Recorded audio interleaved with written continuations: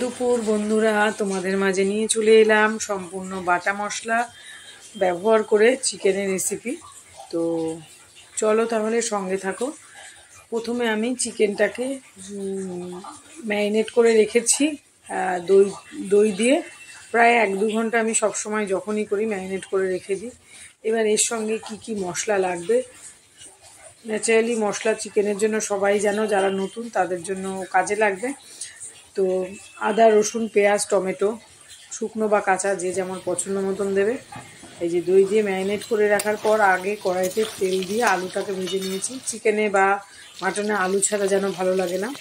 তারপর দিয়ে দিলাম তেজপাতা, শুকনো লঙ্কা, গরম মশলা, জিরে ফোড়ন। ফোড়নটা খুব সুন্দর করে ভাজা হতে সুন্দর একটা গন্ধ বেরোলে তারপর দিয়ে দেবো বেশ খানিকটা কোচানো পেঁয়াজ।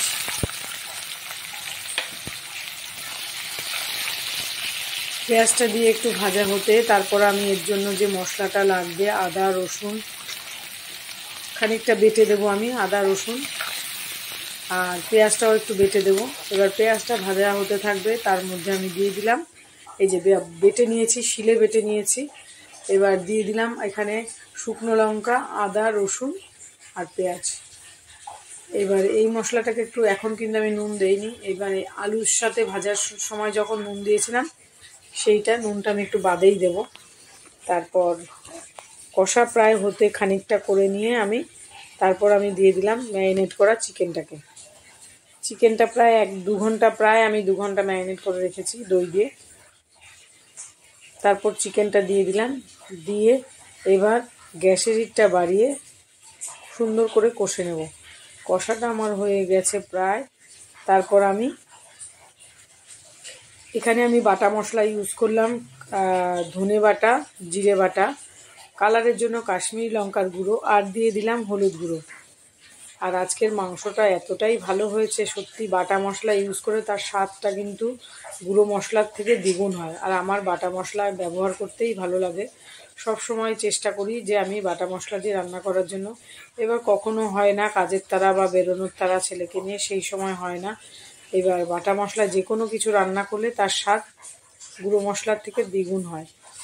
তো আমি আজকে তাই ভেবেই রেখেছি যে আজকে আমি এই বাটা মশলা ইউজ করব। ধনে জিরে অন্যদিন আমি গুঁড়ো দিই ধনে, তো আজকে বেটেই দিলাম। বেটে দিয়ে এবার গ্যাসের একটা হাই ফ্লেমে রেখে এবার সুন্দর করে কষিয়ে নিচ্ছি।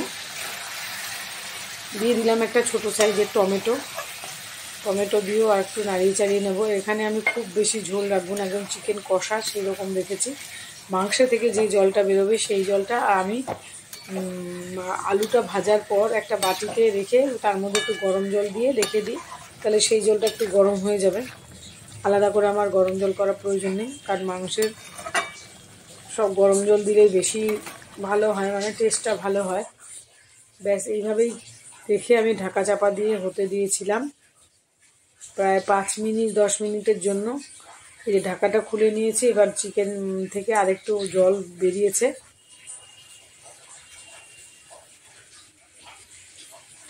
এবার আমি দিয়ে দিলাম নুন, এবার আর একটু সামান্য জল দেবো। এবার নুনটা দিয়ে দিলাম, নাড়িয়ে চাড়িয়ে সামান্য একটু জল দিয়ে লো ফ্লেমে ঢাকা চাপা দিয়ে হতে দেব। আর আমি সবসময় অনেক পরে তারপর চলে এলাম সন্ধে চা নিয়ে। এবার ছেলে আর আমার জন্য একটু চা নিয়ে নিয়েছি কেক দিয়ে চা খেতে আমার ভীষণ ভালো লাগে।